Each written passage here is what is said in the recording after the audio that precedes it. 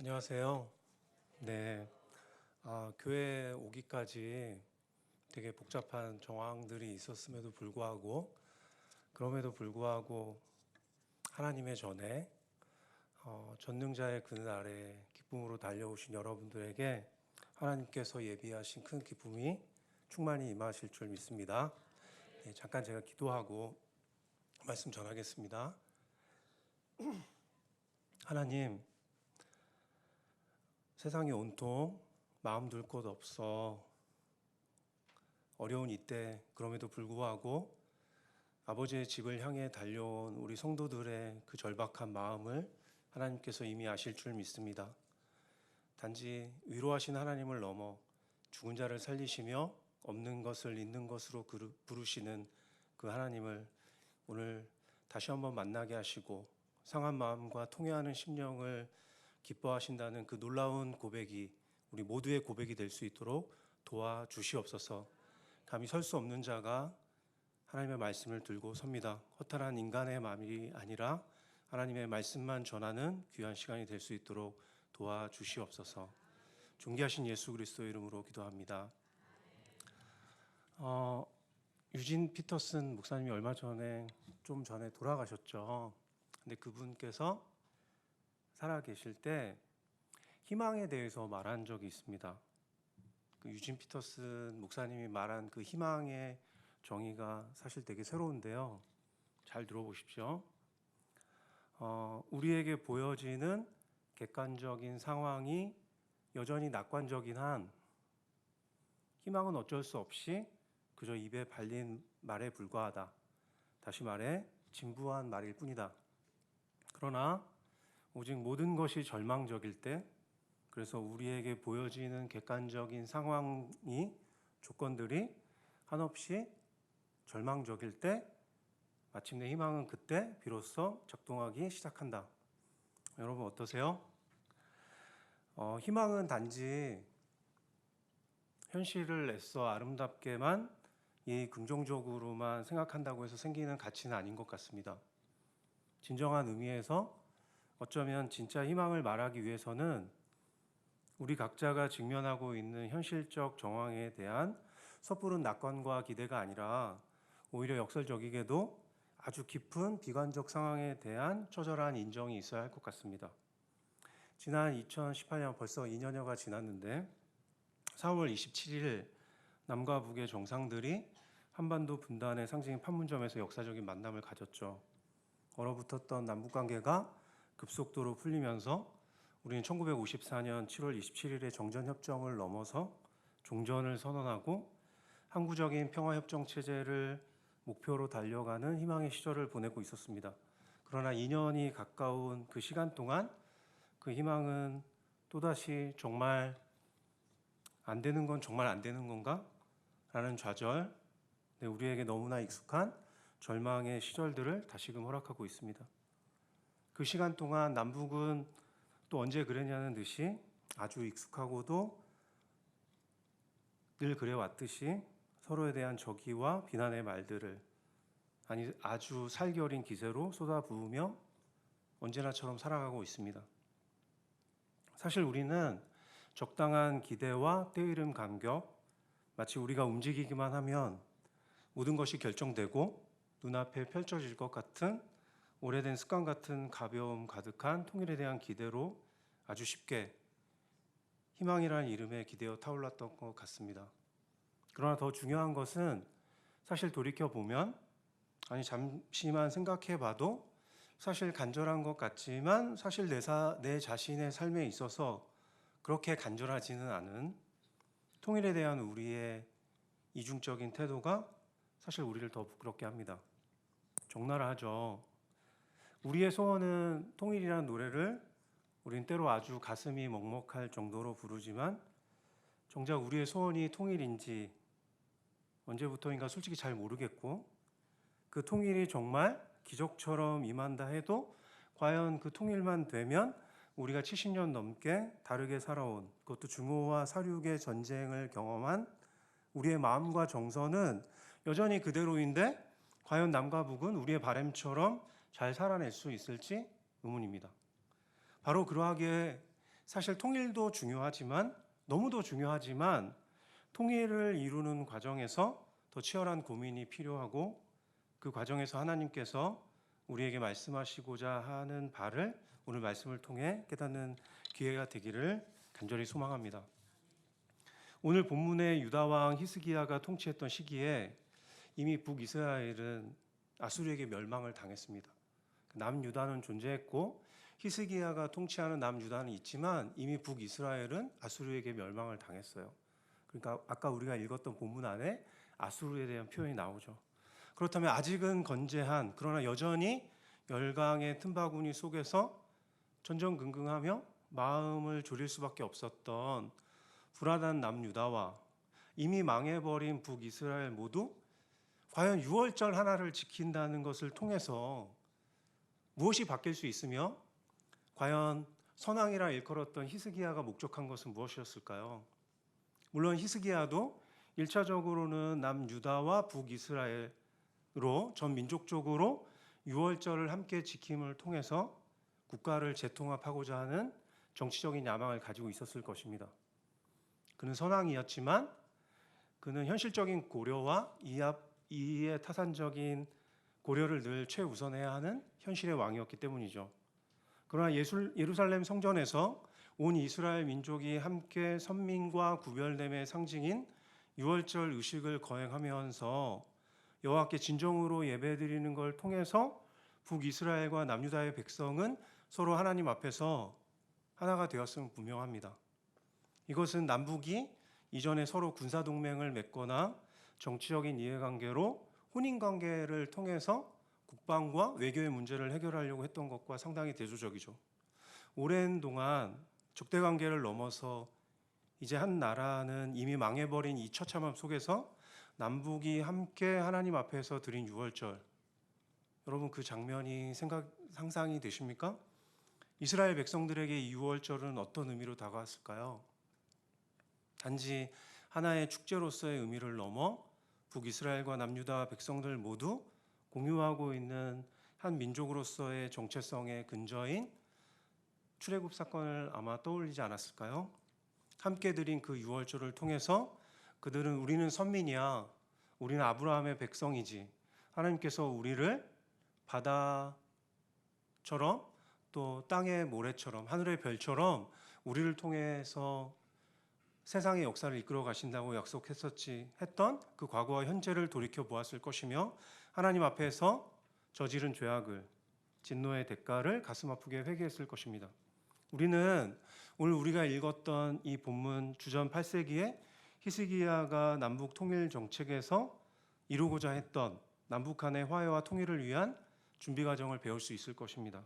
히스기야는 북이스라엘의 중심 지파인 므낫세 지파의 마음을 돌이키기 위해서 자신의 남유다 왕세자의 이름을 므낫세라고 지었어요. 이 모든 과정에서 히스기야는 남유다가 북이스라엘을 흡수통일하라고 말하지 않고 남유다와 북이스라엘 모두가 그 옛날 이스라엘의 황금 시대를 대표하던 공평과 정의의 상징인 다윗의 제국적 기상을 가진 한 나라로 통합될 것을 강조하였습니다. 히스기야는 우리가 이미 살펴본 대로 남유다와 북이스라엘 전역에서 불러 모은 하나님의 백성들과 함께 유월적 축제를 거행하였습니다. 좀 더 구체적으로 살펴보자면 먼저 자신의 아버지인 요아스 시대에 잔존했던 우상 숭배의 잔존 요새를 척결했어요. 14절에 그것을 우리가 함께 읽었죠. 그 다음에 모세 율법에 따라서 성결 의식과 피부림 의식을 거행했습니다. 그리고 유월절 축제의 핵심이요 절정인 유월절 양을 잡아 하나님께 드리고 또 먹는 규례를 지켰어요. 이 과정 중에 우리가 조금 지나쳤지만 제사를 드리는데 제사장들이 부족했다고 그러죠. 왜 그랬을까요? 아버지의 시대인 요아스 때 여러 가지의 탄압과 또 개인적인 변절과 여러 가지 상황을 통해서 유월절을 집행하기조차도 어려울 만큼 국가의 기상이 흔들어진 시대에 히스기야는 유월절을 통해 하나님으로부터 받은 선민의 마음을 되돌리려고 했던 것입니다. 이러한 히스기야의 행동에 대해서 성경에 무엇이라고 말합니까? 어떻게 평가하고 있죠? 우리가 오늘 읽지는 않았지만 26절에서 이렇게 말하고 있습니다. 예루살렘에 큰 기쁨이 있었으니 이스라엘 왕 다윗의 아들 솔로몬 때로부터 이러한 기쁨이 예루살렘에 없었더라. 여러분들조차 감동하지 않네요. 근데 27절이 더 중요하죠. 27절에 뭐라고 되어 있죠? 그때 제사장들과 레위 사람들이 일어나서 백성을 위하여 축복하였으니, 이 부분이 중요합니다. 그 소리가 하늘에 들리고 그 기도가 여호와의 거룩한 처소 하늘에 이르렀더라. 제가 기억하기로는 하나님께 우리가 드리는 기도에 대해 평가하는 부분들이 있지만 이토록 구체적이고 우리가 드린 기도가 하나님의 거룩한 처소에 이르렀다라고 단정하는 성경 구절을 제가 기억하기로는 본 적이 없습니다. 찾아주세요. 히스기야의 통일 정책을 보면서 우리 한국교회는 통일을 준비하는 평화 세력으로서 세상에 익숙한 선택과는 다르게 과연 어떻게 역할해야 할지 고민해야 할 것 같습니다. 동시에 성경이 말하는 화평케 하는 자로서 우리는 택함받은 거룩한 하나님의 백성으로서 또 성도로서의 정체성을 어떻게 드러내며 살아내야 할지 질문이 필요할 것 같습니다. 북한을 생각하면 여러분 어떻습니까? 하나님 위에 서고자 하고 추악한 인본주의의 정점에 선 북한, 선한 것이 없어 보이고 하나님께 감히 도전하는 극악한 인간 반란의 상징인 북한, 또 그 호전적인 북한의 패역함을 보면서도 애통해하는 마음을 갖지 못하는 만큼 중호로 강팍해진 우리 스스로의 무정함을 우리는 도대체 어떻게 해야 할까요? 우리는 북한 사람들의 날선 모습 앞에서 우리 스스로의 모습을 거울처럼 마주합니다. 북한이 이데올로기를 우상화하는 것 이상으로 사실 우리는 돈에 대한 숭배와 이기심, 그리고 타인의 고통에 대한 무관심, 일상화된 사랑의 부재를 우상처럼 섬기며 살아가고 있기 때문입니다. 그러기에 우리는 북한 앞에서 우리의 또 다른 죄악의 모습을 적나라하게 마주합니다. 오늘 우리가 직면해야 하는 현실은 다음과 같습니다.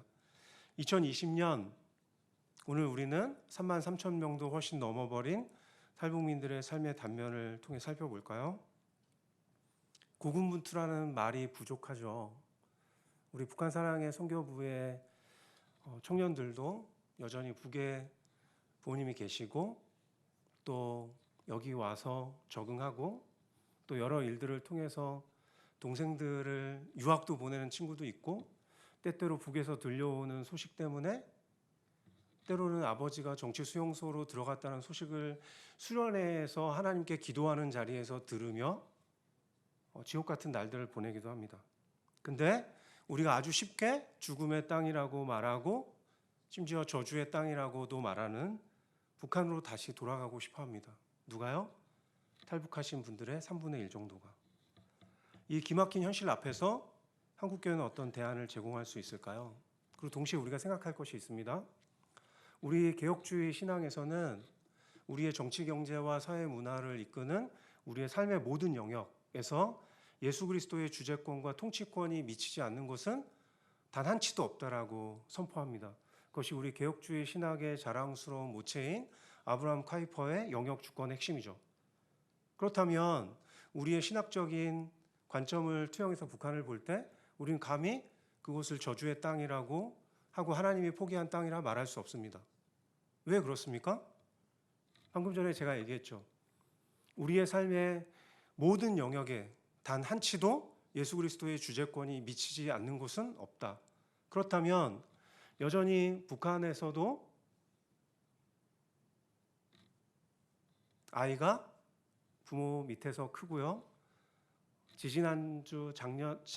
지난달 이맘쯤에 나우의 대표였던 우리 지송 형제가 얘기했던 모두가 한 팔과 한 다리가 잘려진 아들을 포기하고 약조차 먹일 수 없을 때 그 아버지는 그 아들을 살리기 위해서 몸부림쳤죠.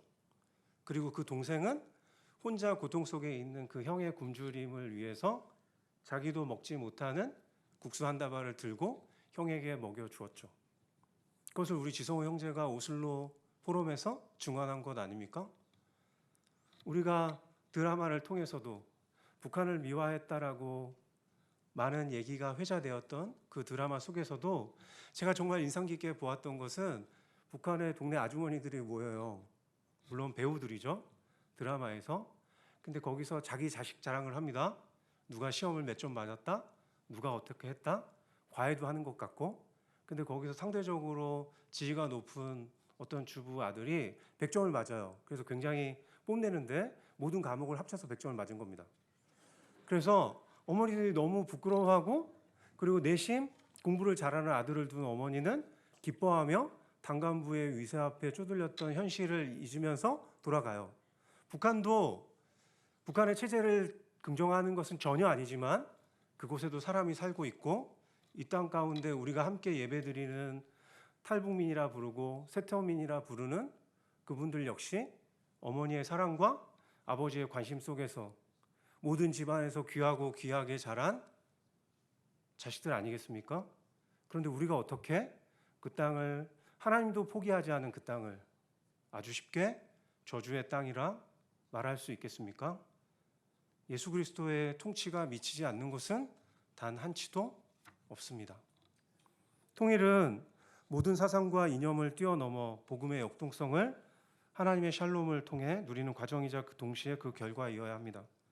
그러나 남북한 곳곳에서 살아내야 할 북한 사람들이 권력과 자본의 위세 아래, 때로는 우리도 너무나 살기 팍팍한 이 삶 속에서 정작 통일의 결과는 누리지 못하고 사실상 2등 국민으로 뒤처지게 되지는 않을까요? 제가 우리 북한 청년들이 힘들어할 때 제가 하는 말이 있습니다. 정말 대단해. 남한에 와서 대학도 가고 직장도 구하고, 목사님이 북한에 가서 대학 입시를 보고 북한 생활을 적응할 수 있을까? 정말 대단한 일이야. 자부심을 가져라고 얘기하죠. 북한 사람들에게 우리 한국교회는 과연 희망과 안식과 평화와 동행의 길잡이가 될 수 있을까요? 질문이 풀려야죠.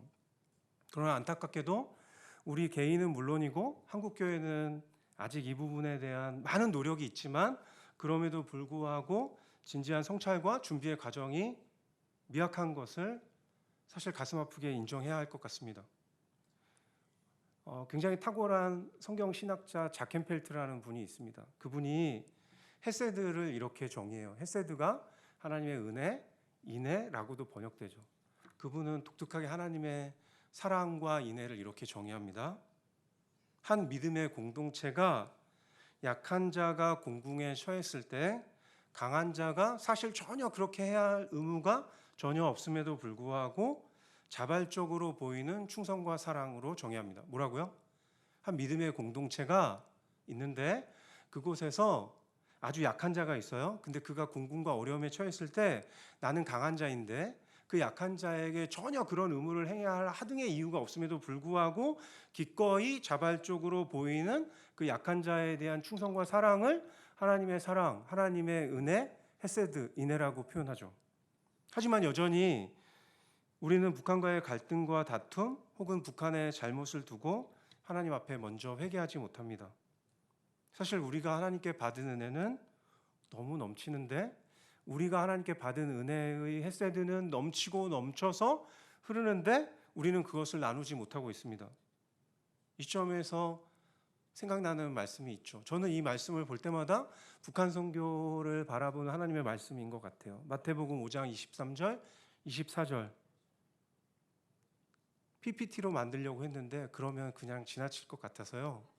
여러분 한번 들어보세요. 마태복음 5장 23절, 24절이 뭐죠? 그러므로 예물을 제단에 드리려다가 거기서 내 형제와 다툰 일이 생각나거든 그 예물을 먼저 제단에 두고 가서 형제와 화목하고 그 후에 와서 예물을 드리라. 뭐라고요? 그러므로 예물을 제단에 드리려다가 형제와 다툰 일이 생각나거든 먼저 그 예물을 제단에 두고 가서 내 형제와 화목하고 그 후에 와서 예물을 드리라. 사랑하는 교우 여러분, 정말 놀라운 말씀 아닙니까? 예배를 기뻐하시는 우리 하나님께서 예물을 제단 앞에 두고 가라고 하시는 거죠. 왜요? 예배가 먼저가 아니라 예배 전에 다투거나 갈등이 있으면 먼저 가서 화해하라고 하시는 겁니다. 그리고 화목하라고 하시는 것이죠. 이 본문에서 정말 놀라운 것은 두 사람의 잘잘못을 따지지 않는다는 것이죠. 네가 잘못했으니까 혹은 네가 억울했으니까 뭐 그런 얘기 없어요. 다퉜는데 예물을 드리려고 제단 앞에 오면 가서 화해하고 와서 예배를 드리라는 얘기죠. 헤세드를 한 믿음의 공동체가 약한 자가 공궁에 처했을 때, 그 극단의 어려움에 처했을 때 강한 자가 전혀 그렇게 할 의무가 없음에도 불구하고 자발적으로 하나님의 사랑 때문에 그 약한 자에게 충성과 사랑을 보이는 것을 하나님의 은혜 헤세드로 정의한다면, 우리가 북한을 대신하여 하나님 앞에 먼저 나아가야 하는 것은 저와 여러분, 그리고 우리 한국교회이어야 할 것 아닙니까? 왜냐하면 화해와 화목의 시도는 사실 강자의 영역이기 때문입니다. 만약 극단적인 갈등 상황에서 약자가 강자에게 화해와 화목을 시도한다면, 시도할 수도 없죠. 근데 만약에 약자가 강자에게 화해와 화목, 우리 더 이상 싸우지 말자라고 얘기하는 것은 뭐죠? 사실은 굴복의 다른 이름이죠. 왜냐하면 더 많이 맞을까봐, 더 고통이 클까봐 약자는 강자에게 무릎을 꿇을 수밖에 없는데, 그걸 우리는 화해라고 표현할 수 있는 것이죠. 이 마음 그대로 제가 여러분께 소개하고 싶은 글이 있습니다. 사실 글이 아니라 설교인데요. 우리 김정우 교수님이 신대원에서 은퇴를 하셨는데, 교수님이 제가 신대원 1학년 때, 제가 기억하기로 수요일이었어요. 수요일 저녁에.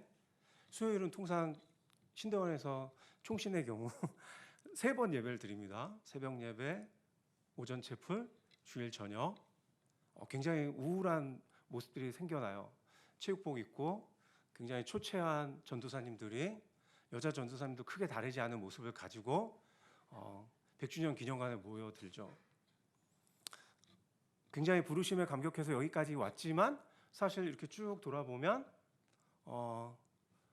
참 여러 가지의 표현이 가능한 상황입니다. 근데 오늘처럼 은혜로운 찬양을 부르면서 우리는 다시 한번 이곳에 부르신 하나님의 부르심에 대해 감격하고 돌아가죠.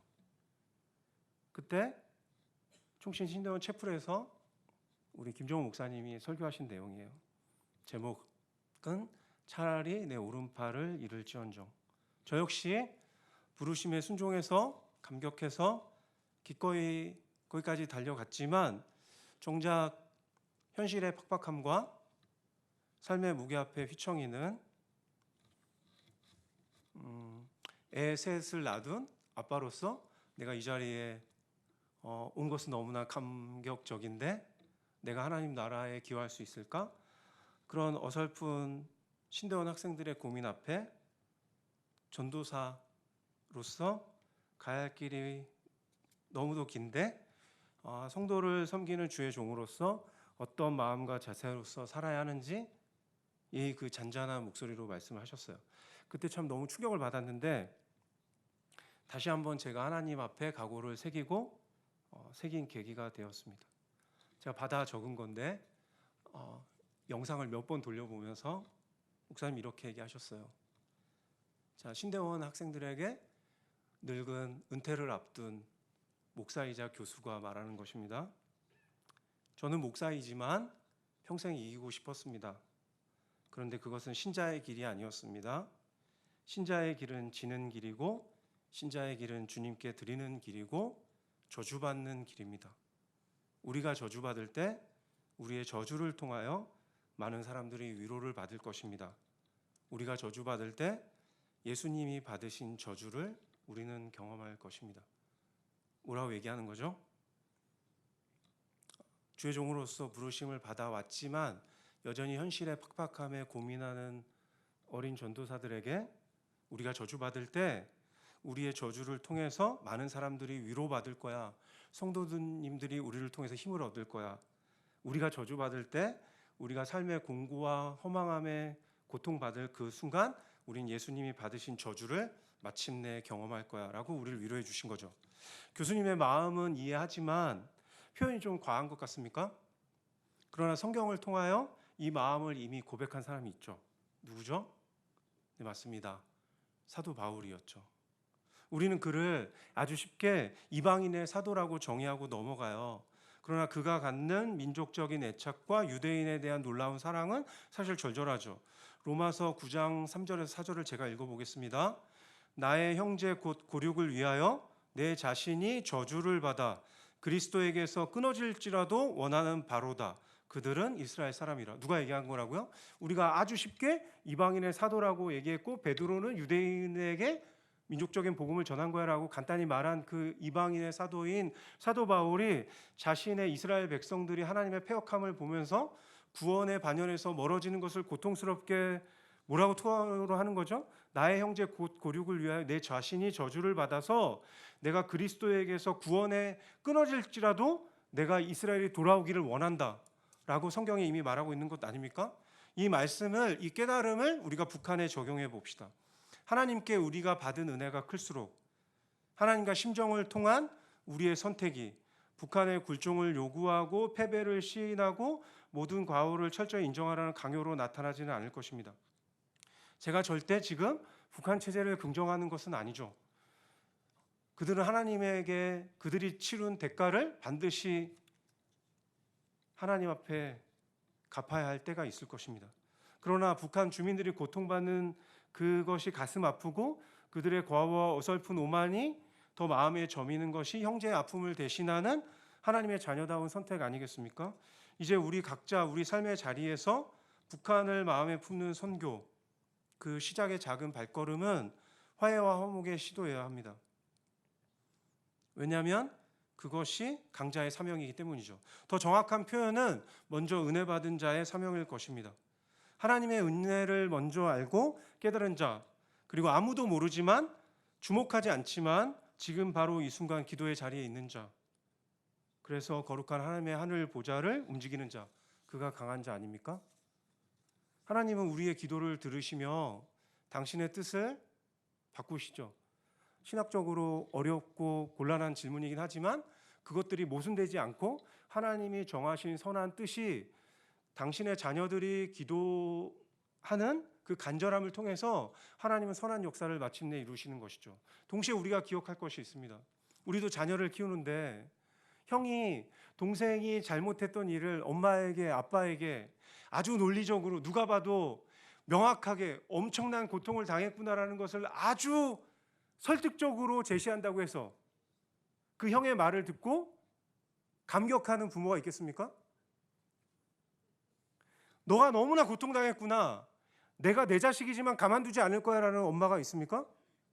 근데 그 형이 맨날 반복적으로 고통당하고 속이고 거짓말하고 모든 집안의 분란이 되는 그 작은 동생을 향해서 차마 엄마에게 말하지 못하고 엄마, 내가 내 동생이 누가 이러이러한 잘못을 했는데 엄마 이게 다 내 탓이야. 내가 형으로서 어떤 모범을 보이지 못했고 내가 나도 똑바로 하지 못했는데 엄마가 너무 힘들 것 같아 라고 얘기할 때 우리의 마음이 무너지지 않습니까? 이것은 굉장히 신인 동용론적인 표현입니다. 하나님이 우리와 같은 수준으로 하는 표현이죠. 하지만 헤르만 바빙크, 우리가 그토록 자랑하는 개혁주의 전통의 탁월한 신학자는 인간이 알고 있는 모든 비유와 표현은 기본적으로 신인 동용론적일 수밖에 없다고 했습니다. 그러니까 우리가 귀가 있으니 하나님도 들으실 것이요, 우리가 마음과 심정이 있으니 하나님은 희로애락의 정서를 누구보다 강력하게 경험하실 것이다 라는 것이죠. 여러분 생각해 보십시오. 한국교회가 북한보다 약자입니까? 화해는 아무나 말할 수 있는 것이 아닙니다. 약자는 화해를 말할 수 없죠. 그리고 더 중요한 것은 은혜를 모르는 자는 화목을 시도할 수 없습니다. 그러하기에 북한을 위해 먼저 통회하고 자복하는 마음으로 가슴을 찢는 회개의 기도를 드릴 수 있는 것은 어쩌면 우리가 바라진 않았지만 한국교회의 역설적인 축복이자 하나님 앞에서 우리가 마지막으로 돌아올 수 있는 기회일 수 있는 것입니다. 그렇습니다. 우리가 먼저 북한을 대신하여 하나님께 우리의 심정과 마음을 찢읍시다. 우리 한국교회가 하나님께 한반도의 통일보다 먼저 구해야 할 것이 있습니다. 그것은 하나님의 나라와 의며 또 그 결과로서의 하나님의 평화의 샬롬의 실현입니다. 따라서 우리 한반도의 통일 과정에 있어서 한국 교회의 가장 중차대한 역할은 화평케 하는 자로서의 피스메이커로서의 우리의 존재론적인 사명이죠. 우리가 대단해서가 아니라 우리는 하나님의 자녀이고 하나님께서 우리를 통하여 하나님의 선한 역사를 이루시기 때문에 우리가 있는 곳은 사명의 자리일 수밖에 없기 때문입니다. 그리하여 우리는 먼저 형제의 죄악을 대신하여 하나님 앞에 통렬히 회개하여야 합니다. 바로 그러한 의미에서 북한은 남한을 다시 살리시고자 하는 하나님의 헤세드, 곧 은혜의 기회일 수 있습니다. 화해와 화목의 시도는 결코 약잔을 할 수 없기 때문에 동시에 먼저 은혜 받은 자의 필연적인 선택일 수밖에 없기 때문입니다. 북한이 인간 숭배 극단의 죄로 물들어가고 무력 시위로 어깃장을 놓을지라도 그리하여 우리 존재를 파괴할 만한 공포의 실체로 다가올 때 바로 그때 우리는 너무나 익숙한 세상의 선택과는 다른 모습으로 하나님 앞에 나아가야 하지 않겠습니까? 우리가 코로나 대한민국을 강타하고 수많은 어려움이 있음에도 불구하고 예배 자리에 달려온 우리의 선택처럼 말이죠. 하나님의 백성은 먼저 북한을 대신하여 하나님 앞에 무릎 꿇고 통회하고 자복하는 중보의 기도를 드려야 합니다. 그때가 바로 하나님과 심정을 통한 한나가 고백한 그 기도를 우리가 알게 되는 것이죠. 한나가 어떻게 하나님의 뜻을 알게 됐습니까? 사실은 아들이 필요했는데 그 아들이 필요한 기도를 너무나 절박하게 드리다 보니까 그 암흑과 같은 사사시대에 전능하신 하나님의 백성인 이스라엘 땅에 수많은 제사장이 넘쳐나지만 하나님이 들고 쓰실 단 한 명의 사람이 없기 때문에 그 절박한 마음을 깨닫고 사무엘을 하나님 앞에 바친 것 아닙니까? 아이가 없어 하나님 앞에 나아갔지만 그 수많은 하나님의 백성이라고 했던 이스라엘의 폐역 앞에 단 한 명의 지도자를 뽑을 수 없는 그 하나님의 절박함을 알고 아이가 젖대고 폐역한 엘리 앞에도 불구하고 하나님 앞에 믿음으로 자기의 자녀를 드린 것이죠. 우리가 필요한 것은 그 한나와 같은 믿음일 것 같습니다. 결론을 낼게요. 오늘 언제나처럼 우리 앞에 마치 꿈결처럼 다시 허락된 남과 북의 평화 기류가 우리에게 또 닥쳐올 것입니다. 그리고 그것은 또 어쩌면 또 하나의 희망 고문으로 끝날 수 있겠죠. 하지만 형제의 죄악을 우리가 대신 받아 안고 그 저주를 기꺼이 하나님 앞에 두렵고 떨리지만 감히 감당하고자 할 때 마침내 하나님은 악을 선으로 바꾸시고 끝내 피 흘림 없는 복음적 평화 통일을 마침내 허락하실 것입니다. 왜냐하면 우리 하나님은 단지 위로하시는 하나님이 아니라 죽은 자를 살리시며 없는 것을 있는 것으로 부르시는 그 하나님이기 때문입니다. 사랑하는 성도 여러분, 그 길에 여러분과 제가 그리고 우리 모든 주빌리언들이 함께 있습니다. 그리고 화해자로 선 우리의 모습을 하나님께서 가슴 벅차게 기뻐하시며 바라보고 계실 것입니다. 북한을 바라보는 하나님의 그 오랜 애통함이 우리의 삶의 현장에서 우리 역시 때론 부담스럽지만 절박하게 나누어질 때 통일의 순간은 마침내 우리도 모르는 순간에 현재가 될 것입니다. 다른 길은 없습니다. 우리와 함께 하신 하나님, 오직 그분만이 하실 수 있습니다. 우는 자들과 함께 울라는 하나님의 그 절박한 명령에 화평케 하는 자로서 바로 오늘처럼 기도의 자리를 지키며 끝내 우리의 삶으로 하나님께 갚아드리는 저와 여러분이 우리 모든 주빌리언이 되기를 주님의 이름으로 축원합니다. 하나님 아버지, 때로는 우리의 믿음과는 너무나 동떨어지게 너무나 거룩한 또 때로는 그것이 가능할까 하는 기도를 하나님 앞에 올려드립니다. 북한이 변화할까? 통일의 시절은 올까? 우리를 통하여 하나님께서 마침내 선의 역사를 이루시는 것을 우리의 눈으로 목도하는 것이 과연 가능할까 질문하고 회의할 때도 있지만, 언제나 그런 것처럼 나는 사람에게서 영광을 취하지 아니하노라고 이미 선포하신 그 하나님의 전능하심에 기대어 우리가 나아갑니다. 우리의 모자람과 상관없이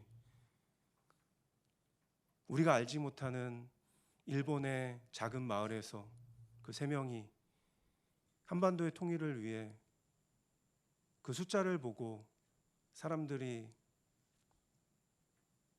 당황할 때 한 민족의 기도보다 한 사람의 기도가 더 강한다고 고백했던 존 낙스의 기도가 바로 우리의 기도가 될 줄 믿습니다. 전능하신 하나님께서 반드시 하나님의 때에 선하신 방법으로 놀라운 역사를 우리에게 선물처럼 임하실 것이기에 우리는 언제나처럼 이 기도의 자리를 하나님을 바라보며 나아갑니다. 하나님께서 함께하여 주실 믿사오며 모든 영광을 존귀하신 우리 주 예수 그리스도의 이름으로 기도합니다. 아멘.